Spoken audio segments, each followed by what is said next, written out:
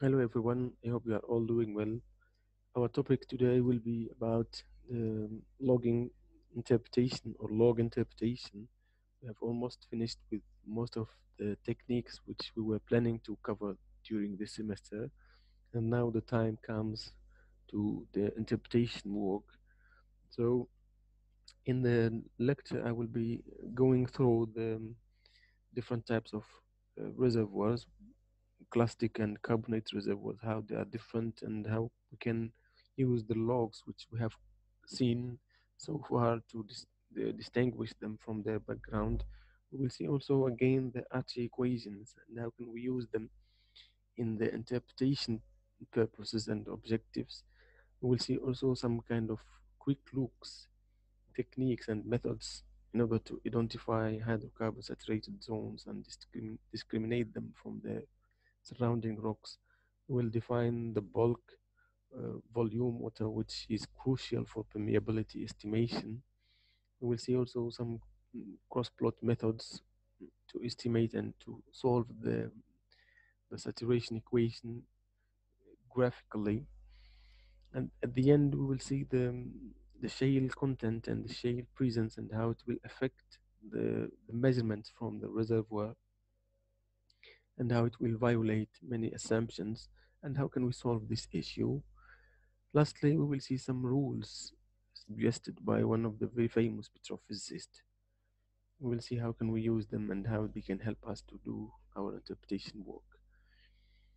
We have seen already from previous lectures that we have some kind of um, properties which we can use in order to discriminate and to distinguish reservoir from non-reservoir zones.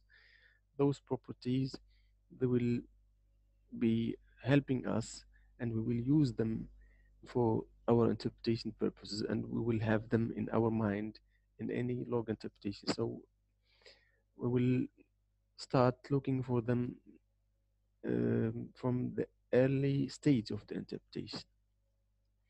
So those properties actually they are the porosity and the resistivity.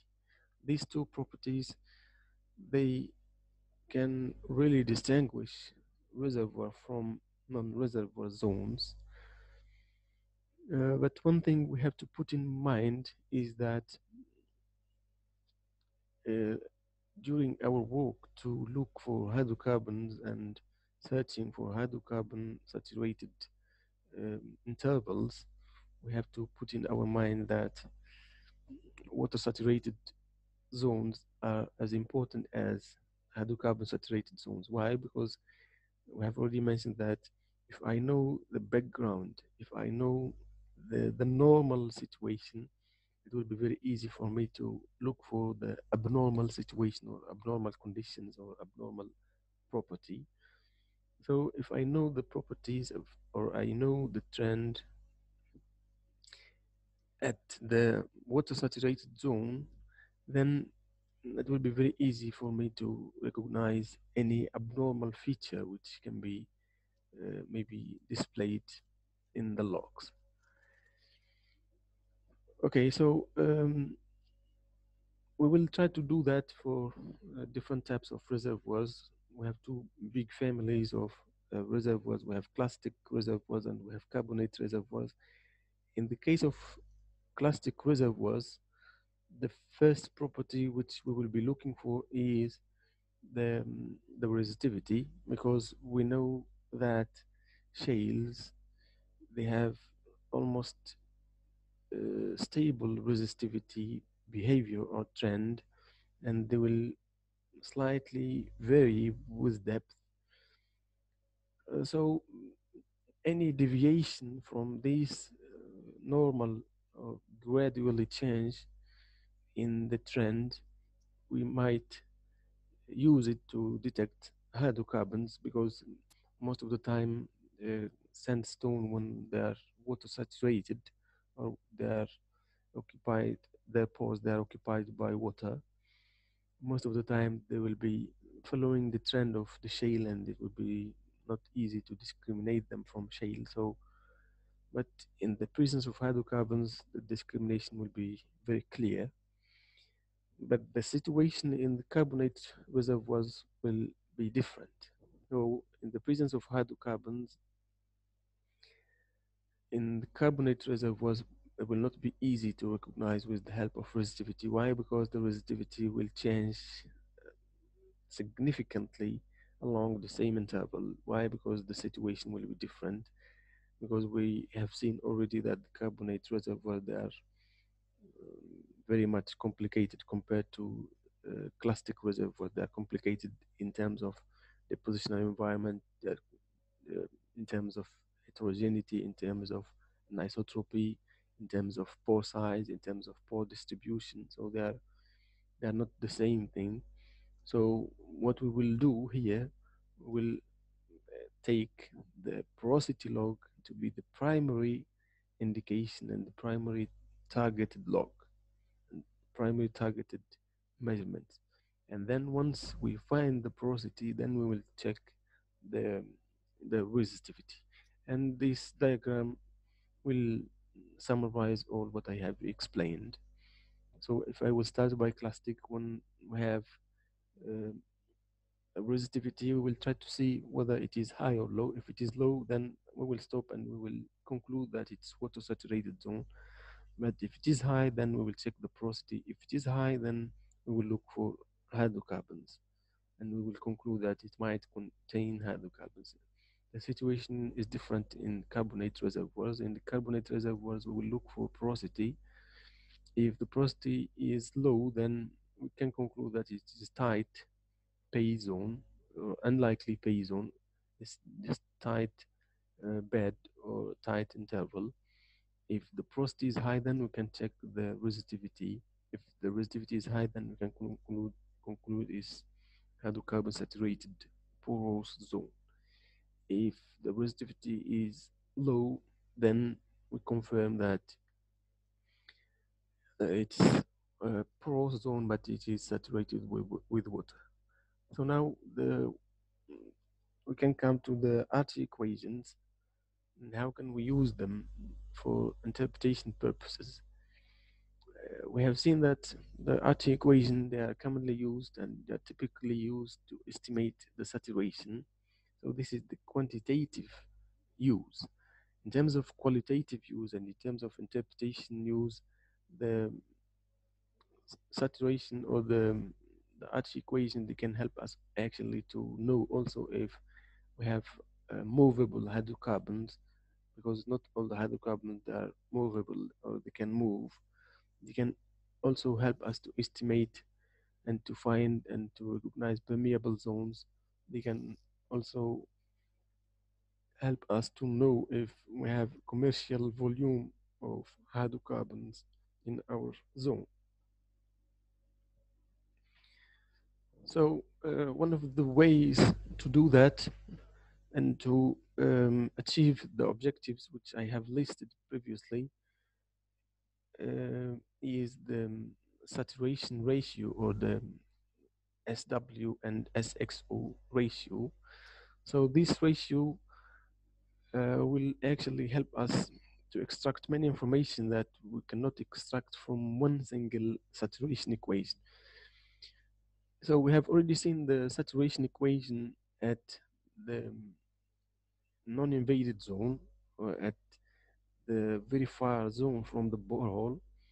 In the flushed zone or in the invaded zone, the way we can estimate the water saturation here is by just replacing the resistivity of the water in the formation by the resistivity of the mud filtrate and the resistivity of the deep or the true resistivity of the formation by the resistivity of the flushed zone or the RXO. So when we do that, we can estimate the saturation of the flushed zone, the water saturation or the water which is saturating the flushed zone.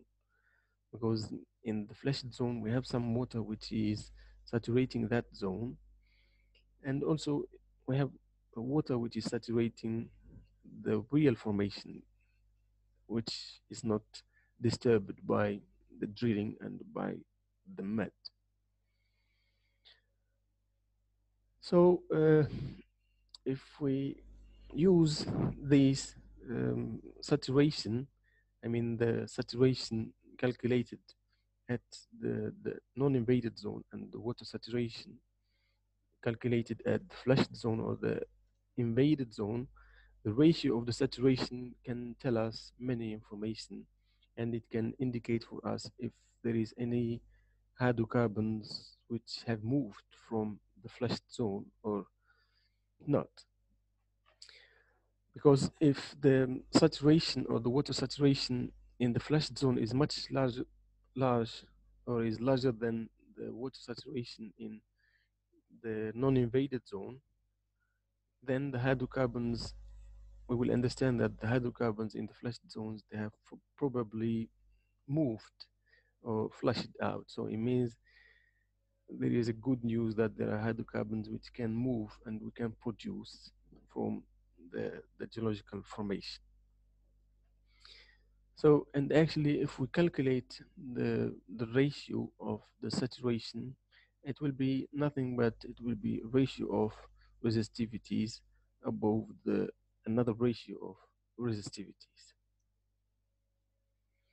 So the advantage of this saturation ratio is that when we try to estimate it, we see here that we have only resistivities and we do not need porosity log in order to estimate this ratio, because the porosities and the M and the N and the cementation factor, they will cancel out, and at the end we will have only resistivities to estimate that ratio. And if we could estimate that ratio, then we can we can conclude that hydrocarbons are movable or not. So now let's see some quick look methods which are also using the um, the same equation, or they are developing more and they are extending behind and they are extending beyond the the simple ratio, because all of them they are using actually the saturation equation of Archie, and they are trying to do almost the same thing but in different ways. So there are many actually quick look methods. Here we will cover just three of them. So the first one is the RXO to the RT, or the RXO RT ratio, and the apparent water resistivity RWA, and the conductivity derived porosity. So the first method, which is the resistivity ratio. So the resistivity ratio is actually very basic and very easy. If we have two resistivities, and most of the time we have both of them, we have the RXO and we have the RT, we'll just simply calculate the ratio log of the two resistivities since we have both of them. And then what we will do, we will just try to track the log, and we will plot it mostly in the same track with the SP, and we will see where it will follow the trend of the SP and when it will deviate. So mathematically, actually, when we have formation which is saturated with water, the SP, or the resistivity ratio, will track the SP, because we are almost having the same parameters which are controlling the deflection. So the resistivity ratio will actually follow the trend of the SP, but when there is hydrocarbons, the RXO RT ratio will actually move away from the SP log. So we see here hydrocarbon saturated zone. So the SP and the the resistivity ratio log, they are deviated and they are moving away from each other. And then after the hydrocarbon saturated zone, they will get along with each other. So now the other technique, which is the apparent water resistivity. The apparent water resistivity, it will just assume that all the reservoir is saturated with water. Then what we will do, we will use the Archie equation, and we know already that the Archie equation contains the porosity and contains um, porosity and resistivities. So what we will try to do, we will suppose that the reservoir is 100% saturated with water, and then what we will do, we will just try to track and we try to follow the RWA. It will be, it's not the true um, water resistivity, but is actually just the apparent water resistivity. So, and then what we will do, we will try to see where the RWA will be minimum and where it will be maximum. So we will first calculate the apparent resistivity from the Archie equation using the porosity and the invaded zone resistivity, since we already have these two logs. So, and we have also the saturation. So we will suppose this one is 1, and we have already this one. We have this one, and we have this one, and we have this one. We have the porosity and we have the resistivity. So we have the saturation. We suppose that the hydrocarbon, the formation is fully saturated with water. We have the resistivity or the deep resistivity or the true resistivity from the resistivity logs. We have the porosity, and then we will try to estimate and to find the RWA. So it's indirectly, or it's the reverse way, because usually we try to calculate the saturation log. We have this one, we have this one, and we have this one. So now what we will be doing, we'll be doing the opposite. We will suppose that we have 100% saturated water, and then we have the porosity logs, we have the resistivity logs. We will try to calculate the RW, and it will be the RWA, so apparent resistivity. So now what we will do, we will try to interpret it, and then we'll um, confirm, and we will see how the RW will change, and we will conclude that the lowest value of the RW will be the closest approximation to the true formation water resistivity, and the greater, the largest RWA will be actually an indication of a hydrocarbon. So we see here the example here where we have hydrocarbons. So the RWA is moving away and is getting larger. And in this zone where we have water, the RWA is reaching its minimum. So the RWA, when it is minimum, it will be the closest to the RW, or the true water formation resistivity, on the true formation water resistivity. And when it will be maximum, then it's kind of indication of presence of hydrocarbons. So it means our assumption is violated, and it means the the zone here is not saturated with water, but something else, which can be hydrocarbons. The last technique which we will be covering here, quick in the quick look methods, is the conductivity or resistivity derived porosity. We will try to do almost the same thing as we have done for the RWA, but this time what we will be extracting will be the porosity. So we will extract the porosity from the Archie equation, and then we will track and we will try to see the porosity behavior which is extracted in the reverse way from the Archie equation. We will suppose that the hydrocarbon, that the formation is fully saturated with water, as we have done previously. So we will not have the term of the saturation. We will have only the formation water resistivity, and we will, which we can get it easily from the zone where we have water.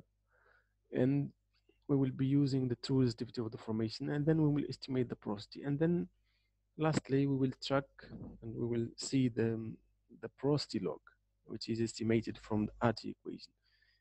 So in water-bearing zones, the derived porosity should be high and is approximately equal to the true formation porosity. But in zones which will contain hydrocarbons, because the resistivity term will be large here, so the deep resistivity or the true resistivity of the formation will get large and will increase abnormally, and this will cause the porosity to be low. So in this case, where the porosity is low, then we can say that we might have hydrocarbons.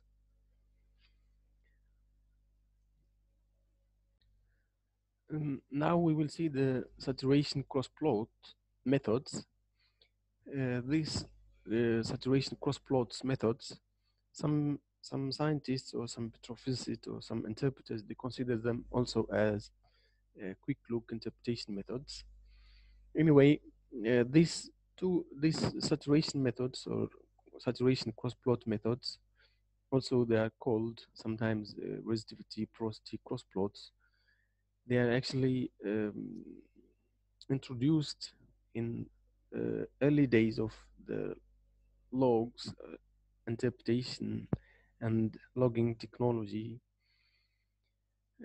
We have two techniques which are commonly used. We have the Piquet plot and we have Hengel plot, Piquet methods and Hengel method.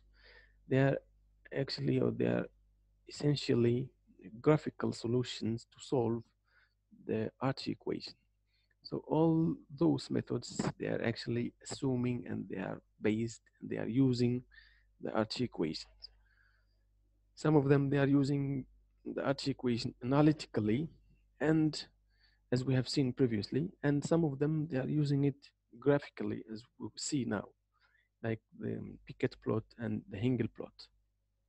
So the advantage of these Piquet plot and Hengel plot is that sometimes they don't require some parameters which are needed for the previous methods, and they are quite easy to use and um, quite quick methods to estimate the saturation without too much computations. They have been used actually long time before the computers, and they are still used, and you can find them in most of the logs interpretation programs.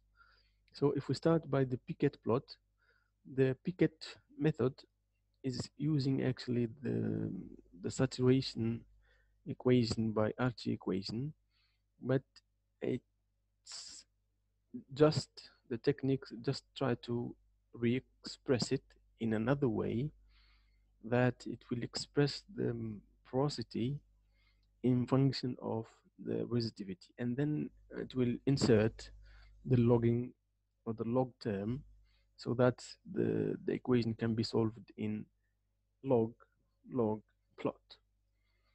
So if this is the equation, now we see here that we have log of the porosity equal to logarithm of the A times the RW minus 1 over M, the log of, or the logarithm of the RT minus the N, logarithm of the saturation. So we will not need all the parameters which are in the RT equation, but many of them we will overcome the need for them by just graphical solutions. So once we plot the resistivity against the porosity in this log plot, then we will try to use this equation in order to distribute and to distinguish between those points. So now the points that are distributed over the whole area, but we don't know which saturation corresponding to which point. So the Archie equation or the Pickett plot will help us to do this job. So in the beginning, we will try to find the hydrocarbon or the water saturated zone, and the water saturated zone will be easily identified from the RW. So the RW usually it can be estimated from SB, or it can be estimated from or obtained from the production water samples from laboratory measurement. So once we can know and we can recognize the RW, RW is actually the resistivity of the water in the formation. And in the case where the formation is fully saturated with water, then we will have the R sub O. And once there is no geological formation, then what we will have we will have the RW. So it's like we don't have lithology, we don't have matrix, but the whole formation is water. But if we introduce matrix or solid part of the rock, then the resistivity will increase, and then we will have the first Archie equation. Okay, so at 100 porosity, at 100 porosity means there is no rock. The R sub O will be the RW. So then what we will do, we put the RW or the RT or the RO, which will be 0.018 here at the 100 porosity.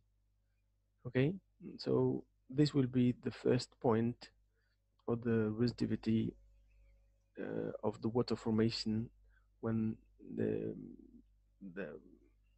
the formation is fully saturated with water and there is no fluid.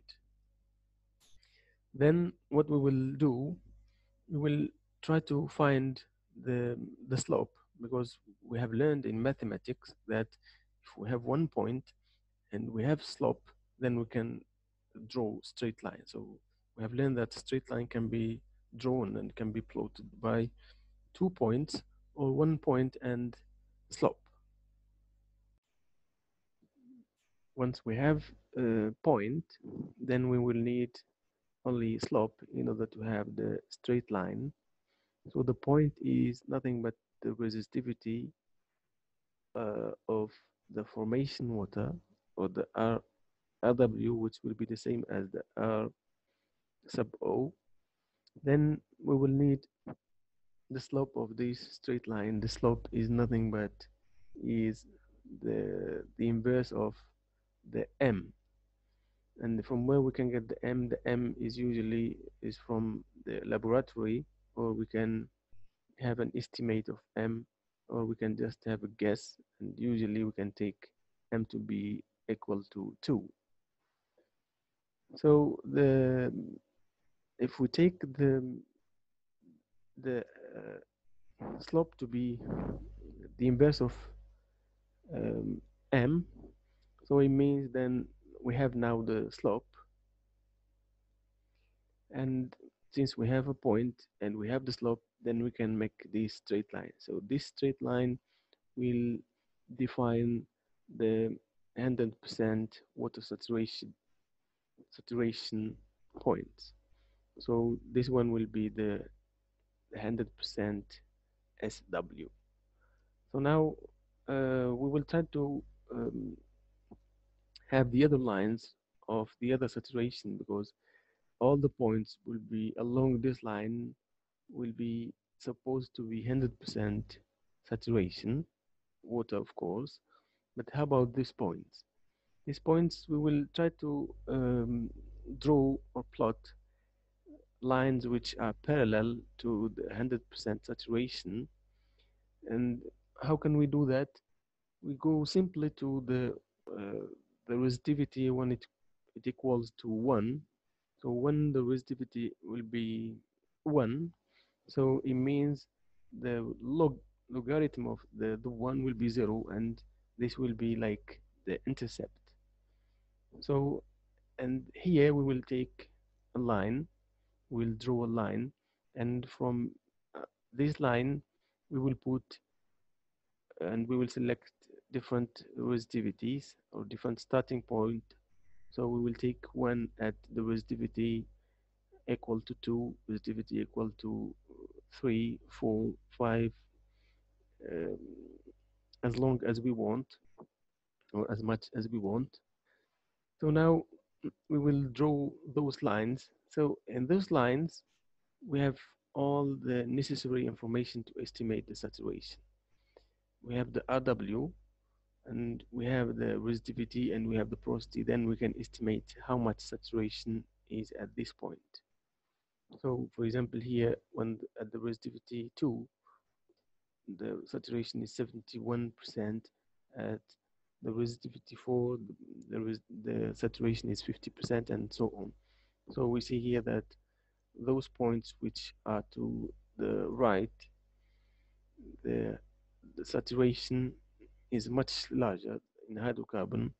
And when we go to this side, to the left, the hydrocarbon will be less, and the water saturation will be larger. So now we go to the Hingle plot. Hingle plot is quite similar to the Pickett plot. In the Hingle plot, we will just try to re-express the formation or the expression or the equation of RT into another form. This form will be in a form of resistivity and porosity, but the porosity will be in linear uh, um, variation, but not logarithmic variation like the resistivity and like what we have seen in the Pickett plot. So then what we will do, the the Pickett plot, actually it can be plotted in resistivity against porosity or against density or against the transit time or sonic. So the first point will be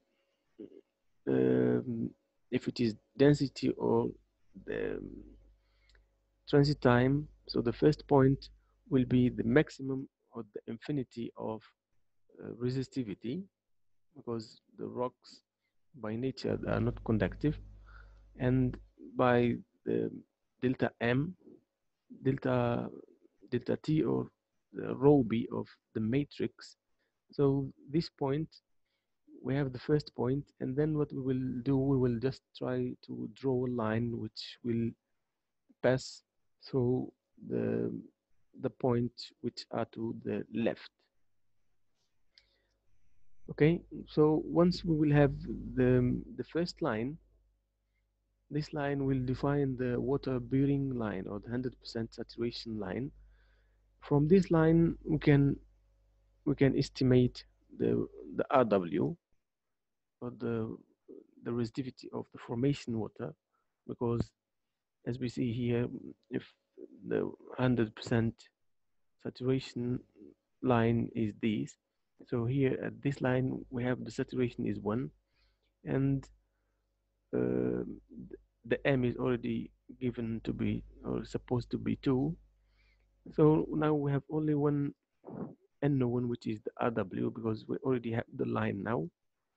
We can estimate now the RW. If we estimate the RW, so now we have all the necessary to plot the other lines.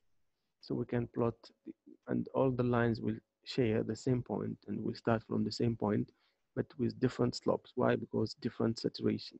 So this line will change with different saturations. So we will take saturation at, for example, 90, 70, 80, 60, and also 10%, for example. So this will change the slope of the line, and any point which are found in between the lines, so the saturation will be between, for example, 25 and 10% of water, which means 90%, and 75% of hydrocarbons.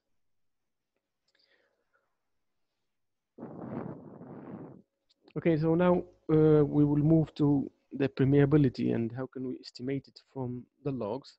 We have seen that we could estimate porosity, and we could estimate the resistivity, the water saturation.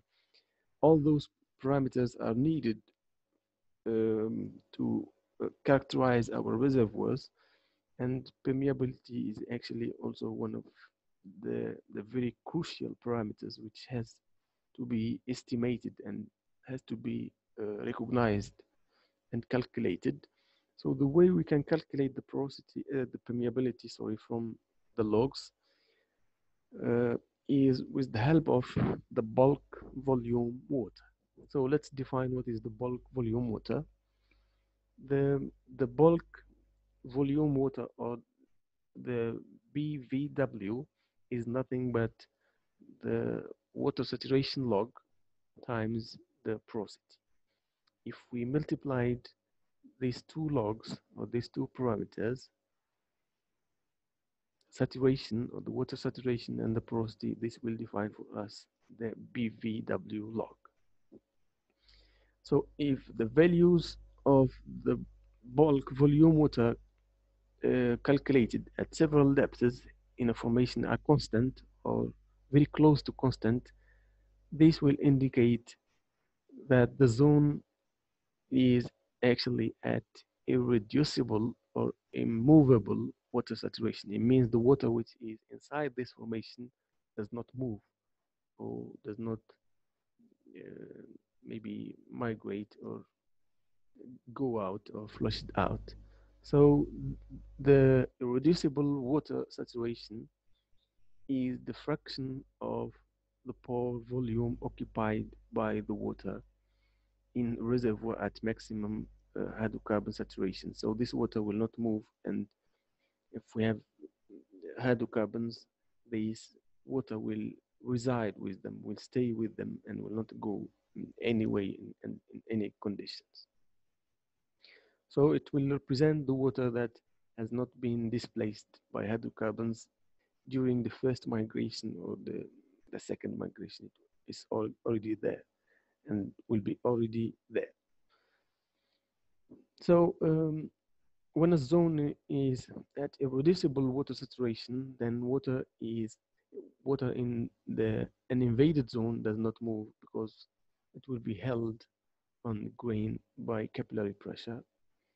So a formation not at irreducible water saturation will exhibit wide variation in the BVW values. So the BVW is very important for permeability, and the permeability which is derived from logs are only valid when we are at irreducible water saturation. So if we are not at irreducible water saturation, then the permeability is not valid.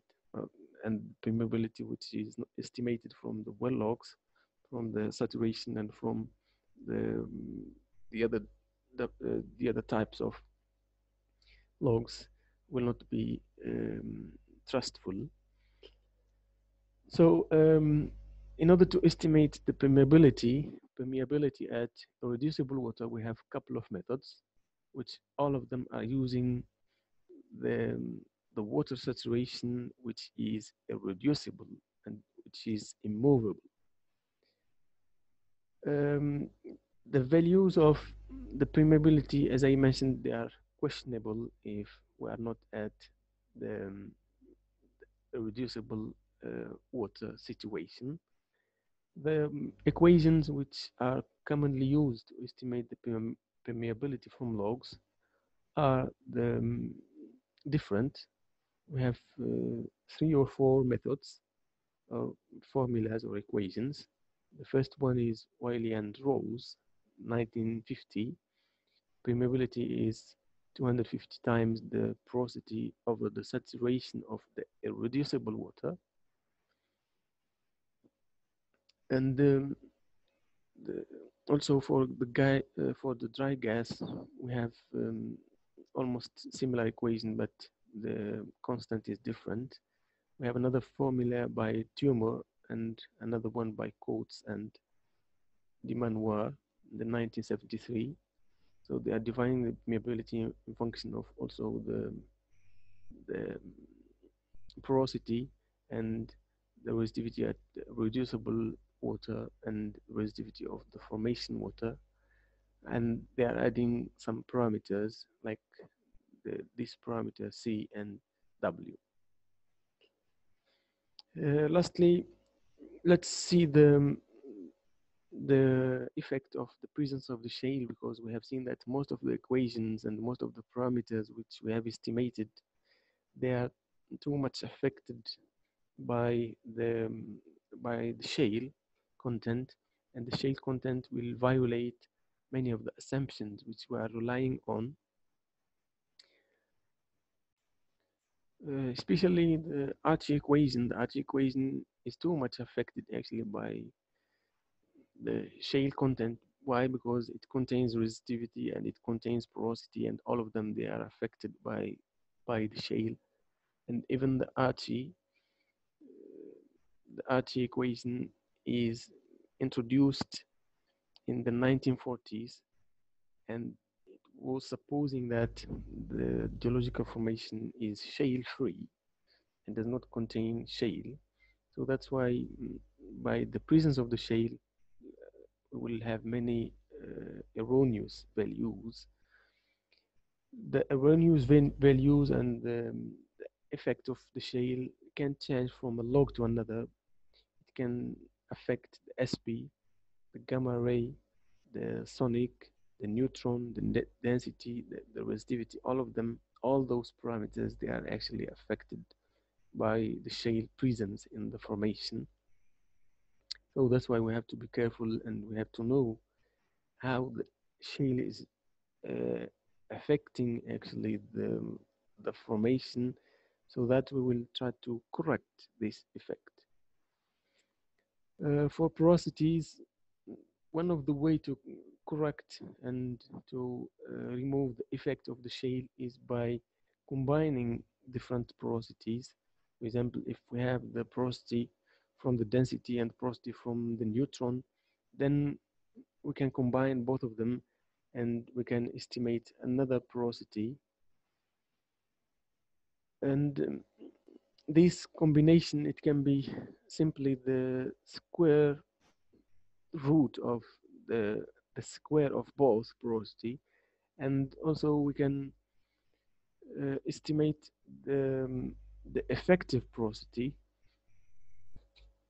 which will remove the effect of the shale. So for example, the shale effect is removed from the neutron porosity in this way, and from the density porosity in that expression, or we can use these equations, and at the end, the effective porosity from both neutron and density, or the combined one, will be just the square root of the squared sum of them.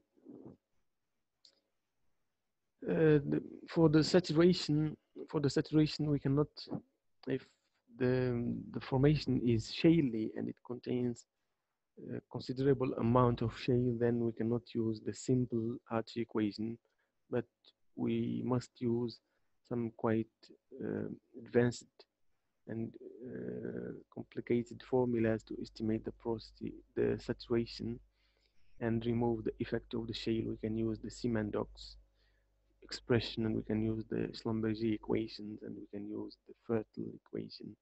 And most of those equations can be found in most of the interpretation and well log analysis software.